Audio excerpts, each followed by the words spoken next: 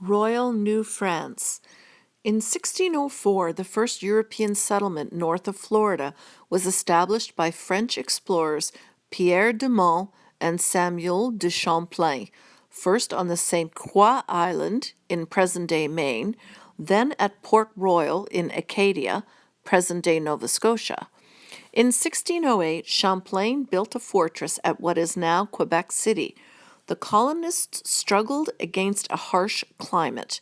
Champlain allied the colony with the Algonquin, Montagnais, and Huron, historic enemies of the Iroquois, a confederation of 5, and later 6, First Nations who battled with the French settlements for a century. The French and the Iroquois made peace in 1701. The French and Aboriginal people collaborated in the vast fur trade economy, driven by the demand for beaver pelts in Europe. Outstanding leaders like Jean Talon, Bishop Laval, and Count Frontenac built a French empire in North America that reached from Hudson Bay to the Gulf of Mexico. The struggle for a new continent. In 1670, King Charles II of England granted the Hudson's Bay Company exclusive trading rights over the watershed draining into Hudson's Bay. For the next 100 years, the company competed with Montreal-based traders. The skilled and courageous men who traveled by canoe were called voyageurs and coureurs du bois, and formed strong alliances with First Nations. English colonies along the Atlantic seaboard, dating from the early 1600s, eventually became richer and more populous than New France. In the 1700s, France and Great Britain battled for control of North America. In 1759, the British defeated the French in the Battle of the Plains of Abraham at Quebec City, marking the end of France's empire in America. The commanders of both armies, Brigadier James Wolfe and the Marquis de Montcalm, were killed leading their troops in battle. The province of Quebec. Following the war, Great Britain renamed the colony the province of Quebec.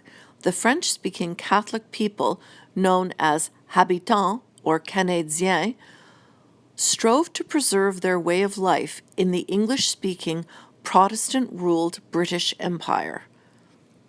A tradition of accommodation. To better govern the French Roman Catholic majority, the British Parliament passed the Quebec Act of 1774. One of the constitutional foundations of Canada, the Quebec Act, accommodated the principles of British institutions to the reality of the province. It allowed religious freedom for Catholics and permitted them to hold public office, a practice not then allowed in Britain. The Quebec Act restored French civil law while maintaining British criminal law. United Empire Loyalists. In 1776, the 13 British colonies to the south of Quebec declared independence and formed the United States. North America was again divided by war. More than 40,000 people loyal to the Crown, called Loyalists, fled the oppression of the American Revolution to settle in Nova Scotia and Quebec.